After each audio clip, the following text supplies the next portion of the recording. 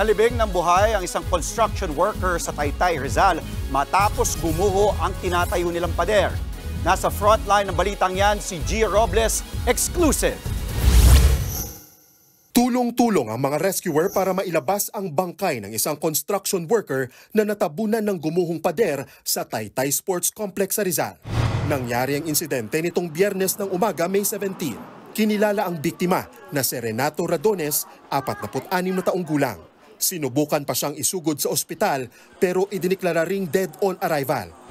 Bali sir, unconscious na siya nung dumating kami. Siguro sa taas ng lupa, may balak siyang tumakbo. Hindi na niya kinaya nakatakbo. So nadaganan na siya. Doon na siya inabot. Base sa investigasyon ng mga otoridad, lumambot ang lupa na kinatitirikan ng pader. Napag-alaman na dati palang tambakan ng basura ang lugar. Malambot siya. Nung hinuhukay siya sa construction site, bigla yun, dun yung pinakaano niya gumuho talaga.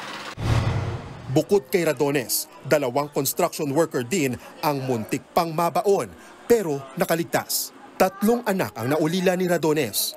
Tumanggi na magbigay ng pahayag ang asawa nito sa News 5 maging ang ibang biktima. Sinuspindi na muna ang pagtatayo ng retaining wall.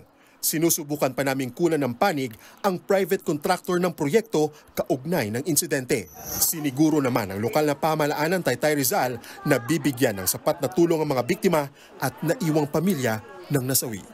Nagbabalita mula sa frontline, G. Robles, News 5. Mga kapatid, Andre Felix po.